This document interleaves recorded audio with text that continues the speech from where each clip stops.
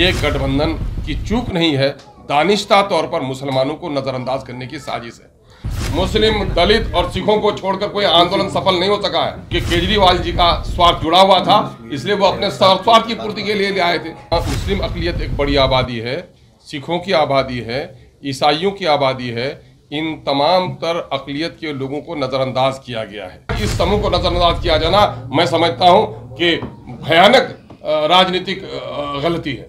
दलितों की सबसे बड़ी नेत्री अगर इस वक्त देश में है तो बहन मायावती है, उनको भी नहीं बुलाया गया है। ये AIMIM को भी इन लोगों ने कहीं से चारा डालने की कोशिश नहीं की है। केंद्र में बैठी हुई सरकार जो अकलियत मुखालिफ है, ये सरकार भी, ये गठबंधन भी अकलियतों को नज़रअंदाज कर रही है। कश्मीर के लोग आए थे, फारूक अब्दुल्ला आए थे, महबूबा मुफ्ती आई थी, ये पिटे हुए मोहड़े हैं, ये भाजपा के चेहरे हैं। साथियों, देश की जनता इस वक्त चाहती है कि दिल्ली के तख्त पर बीजेपी जैसी नाकारा और तानाशाह पार्टी कायम न रहे और उसको हटाया जाए, और अगर उसको सामने में रखकर कोई लार्जर अलायंस बने तो बनना चाहिए और ज़रूर बनना चाहिए। कल बिहार ने मेज़बानी की है विपक्षी दलों को एकजुट करने की, और एक अच्छा काम है, लेकिन मैं समझता हूँ ये आधा अधूरा अमल है। इसमें कई लोगों को नज़रअंदाज किया गया है। इसमें बेशतर वो लोग थे जो लोग कहीं न कहीं से बीजेपी से उनका रिश्ता रहा है। लेकिन सबसे बड़ा सवाल ये है कि 140 करोड़ के इस देश में, जहाँ तकरीबन 35 करोड़ की अकलियत की आबादी रहती हो, जहाँ मुस्लिम अकलियत एक बड़ी आबादी है, सिखों की आबादी है, ईसाइयों की आबादी है, इन तमाम तर अकलियत के लोगों को नज़रअंदाज किया गया है। मंच पर कहीं भी मुस्लिम माइनॉरिटी की तरफ से कोई रिप्रेजेंटेशन नहीं हो सका, कहीं भी सिखों की तरफ से रिप्रेजेंटेशन नहीं हो सका, न ईसाइयों की तरफ से हुआ है, न दलितों की तरफ से हुआ है। दलितों की सबसे बड़ी नेत्री अगर इस वक्त देश में है तो बहन मायावती है, उनको भी नहीं बुलाया गया है। आप देखेंगे कि पूरे देश में मुसलमानों के मसाइल पर बात करने वाली अगर कोई पार्टी है तो ये AIMIM है, ये IUDF है और मुस्लिम लीग है। आप देखेंगे कि मुस्लिम लीग को भी, आसाम की ये IUDF को भी और ये AIMIM को भी इन लोगों ने कहीं से चारा डालने की कोशिश नहीं की है। इससे ये संकेत जाता है कि केंद्र में बैठी हुई सरकार जो अकलियत मुखालिफ है, ये सरकार भी, ये गठबंधन भी अकलियतों को नज़रअंदाज कर रही है। हैरत तो इस बात पर हुई है कि बिहार ने इस वक्त मेज़बानी की और बिहार का कोई एक भी मुस्लिम लीडर, नाम निहाद भी मुस्लिम मंत्री भी था, उसको भी इस स्टेज में जगह कहीं से भी नहीं दिया गया है। ये लोग कहेंगे कि कश्मीर के लोग आए थे, फारूक अब्दुल्ला आए थे, महबूबा मुफ्ती आई थी, ये पिटे हुए मोहड़े हैं, ये भाजपा के चेहरे हैं। हमको इनसे कोई लेना देना नहीं, और यह बात पूरे तौर पर साबित शुदा है कि पूरे देश के मुस्लिम मसाइल पर कश्मीर के मुसलमानों ने कभी ज़बान नहीं खोली। और कश्मीर के मुसलमानों को हम देश का हिस्सा ज़रूर समझते हैं, लेकिन मुसलमानों का नुमाइंदा कभी नहीं समझ सकते। भले ही देश के लोगों को कश्मीर के लोगों से मोहब्बत रही है, लेकिन कश्मीर के मुस्लिम लीडरों ने कभी देश के मुद्दों पर ज़बान नहीं खोली है। और देश के इस बड़े हिस्से में, यूपी में, बिहार में, आसाम में, वेस्ट बंगाल में, महाराष्ट्र में, जहाँ मुसलमानों की अच्छी खासी नुमाइंदगी है, किसी भी मुस्लिम लीडर को न बुलाया जाना, किसी भी मुस्लिम पार्टी को जगह न देना, मैं समझता हूँ कि ये गठबंधन की चूक नहीं है, दानिश्ता तौर पर मुसलमानों को नज़रअंदाज करने की साजिश है। मुझे तो हैरत तब होती कि सिर्फ नीतीश कुमार ही इसमें अगुवाई करते तो कोई बात नहीं थी। नीतीश जी का रिश्ता बीजेपी से मधुर रहा है, उनका रिश्ता बीजेपी से आज भी है, मोदी से उनको बैर है।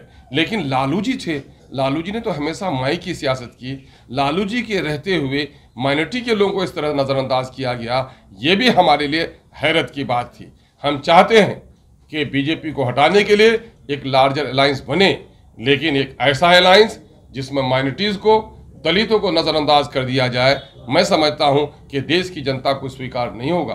फिर इससे तो यही जाहिर होता है कि स्वार्थियों की एक जमात हो सकती है, देश के आम जनों के हित में लड़ने वाला कोई समूह नहीं हो सकता है। इस बात पर मुझे हैरत भी है, ताज्जुब भी है, और MIM इजहार अफसोस भी करता है। यही वजह है कि हम लोगों ने बड़े दर्दमंदी के साथ कहा है कि मुमकिन है ये गठबंधन बने, शायद अगर इस तरह लोगों को नजरअंदाज किया तो फिर दूसरा गठबंधन बनाना मजबूरी भी होगी। और आज यही वजह है कि पूरे बिहार से अक़लियतों और दलितों की आवाज़ उठ रही है कि MIM किशनगंज में आगामी इलेक्शन लड़ने का फैसला कर चुकी है। बिहार के दूसरे हिस्से में भी MIM अपना उम्मीदवार उतारेगी पार्लियामेंट के इलेक्शन में, लेकिन यहाँ के अक़लियतों और दलितों का एक बड़ा समूह का दबाव है कि अवैसी साहब ने तेलंगाना में बहुत कुछ किया है। अवैसी साहब कम अज कम बिहार में जहाँ उनको अच्छा लगे, चाहे वो अगर सीमांचल में लड़ना चाहे, मिथिलांचल में लड़ना चाहे तो आकर के, या फिर चंपारण के इलाके में लड़े, मगध के इलाके में लड़े, जनाबे बैरिस्टर असदुद्दीन अवैसी साहब को बिहार से इलेक्शन लड़ना चाहिए। बिहार की पार्टी भी और बिहार के आम दर्दमंद जो दलित और अक़लियत के लोग हैं उनकी इच्छा है। आज हमने इसी मामले में आप लोगों को न्योता दिया था कि गठबंधन जो बना है वो आधा अधूरा है। इसमें मुसलमानों को, दलितों को, सिखों को, ईसाइयों को नज़रअंदाज किया गया है।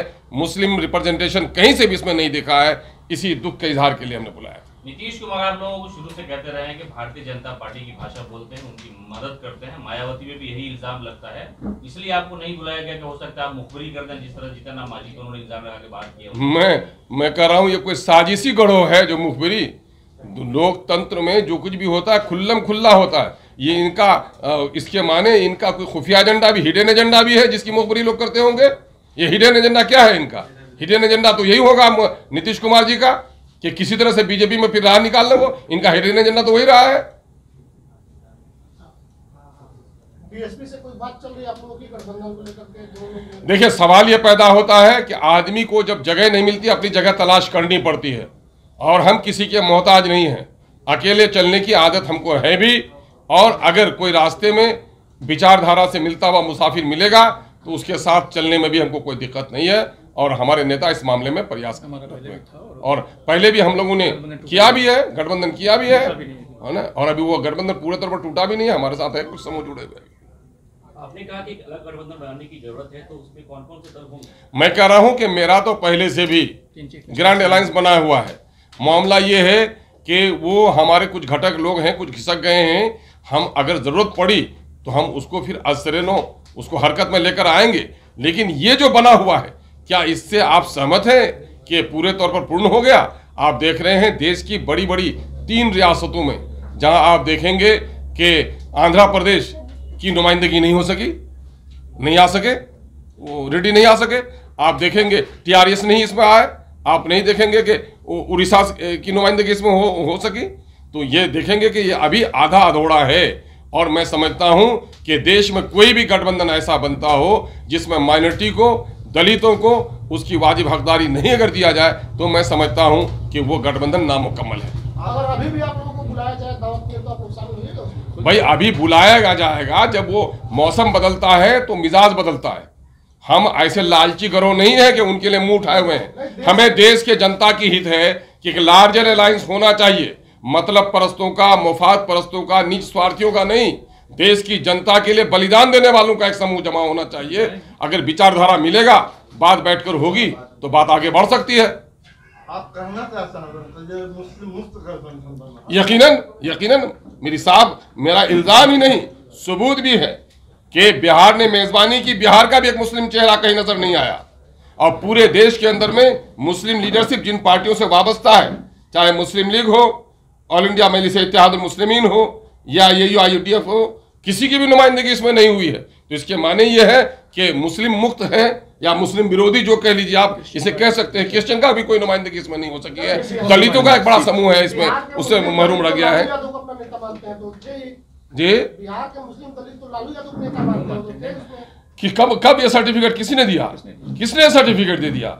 आपके कहने से ये सर्टिफिकेट मिल जाएगा उनको हर एक। इसके माने ये है कि 75 सालों के दरमियान में भी दलितों के दरमियान में अपनी लीडरशिप और अपने मुद्दों पर बात करने की सलाहियत पैदा नहीं हुई। ये तो हैरत की बात है। क्या दलित समाज आज भी इतना दबा हुआ है कि उसके दर्द की आवाज भी दूसरा बयान करेगा? आपने ही अभी कहा कि लालू यादव राजनीति कर रहे हैं। नहीं, करते रहे हैं, वो करते रहे हैं। और उसने अपने कार्यकाल में जब MI की वकालत करते रहे थे तो मुस्लिम चेहरों को भी सामने उसने रखा। लेकिन न जाने आज लालू जी पर कहीं तेजस्वी जी का जो मिजाज है वो कहीं हावी हो गया हो। ये आश्चर्य की बात है। मैंने तो अपने सियासी गुरु के बारे में कहा, यह आश्चर्य की बात है। पहला मौका है कि लालू जी की उपस्थिति में माइनॉरिटी को इस तरह नजरअंदाज कर दिया गया, ये खेदजनक है। क्या अगला जो आप लोग विपक्षी एकता की जो रूपरेखा बना रहे हैं वो धर्म के आधार पर बनाना चाहते हैं? नहीं, बिल्कुल नहीं, धर्म के आधार पर नहीं, धर्म के आधार पर नहीं। मैं कह रहा हूं माइनॉरिटी को एक मौका दिया गया है देश के अंदर में, कमजोर तबके की नुमाइंदगी हो, इनके लिए रिजर्वेशन लाया गया है, SC ST के रिजर्वेशन लाया गया है। चूंकि जो समूह कमजोर है उसके लिए रिजर्वेशन का मौका है संविधान में, और उनको नजरअंदाज कर दिया गया है। और सारे आंकड़े बता रहे हैं कि जिसकी लीडरशिप सामने में नहीं आई है, जिन लोगों की सत्ते में साझेदारी नहीं रही है, वो समूह कमजोर हुआ है। इसलिए ऐसे समूह की नुमाइंदगी होना जरूरी है। मैं इस अंदाज से बात कर रहा हूं, ये देश बनेगा तो सबके विकास से देश का विकास होगा। खास वर्गों को अगर आप छोड़ देंगे, अगर दुल्हन बहुत ही खूबसूरत हो, टांग उसकी टूटी हुई हो, तो दुल्हन खूबसूरत नहीं कहलाएगी। प्रधानमंत्री नरेंद्र मोदी ने न्यूयॉर्क में एक मीडिया कर्मी के द्वारा पूछे गए सवाल के जवाब में कहा कि भारत में जाति और धर्म के नाम पर भेदभाव नहीं होता। ये तो झूठ का पुलिंदा है। उनकी पार्टी इस पर फख्र करती है, बल्कि यही उनका मूल मंत्र भी है कि तोड़ो और राज करो, धार्मिक उन्माद फैलाओ। और ये है बाहर में जाने के लिए जो अंतर्राष्ट्रीय पैमाना है, उसमें अपनी झीप मिटाने के लिए उसने गलत बयानी का सहारा लिया है। वो न सच्चाई ये है कि भारतीय जनता पार्टी ने जब से जन्म लिया है, धार्मिक उन्माद और जाति उन्माद ही उनका सेवा रहा है। इनका जो मकसद है वो देश को सामने में रखकर नहीं है, बल्कि सबका निज स्वार्थ कहीं न कहीं से जुड़ा हुआ है। और अध्यादेश में चूंकि केजरीवाल जी का स्वार्थ जुड़ा हुआ था, इसलिए वो अपने स्वार्थ की पूर्ति के लिए ले आए थे। और इसमें 370 में उसने भाजपा का भी साथ दिया है। कोरोना काल में एंटी माइनॉरिटी जो उनकी एक्टिविटीज रही है, वो भी सबके सामने में रही है।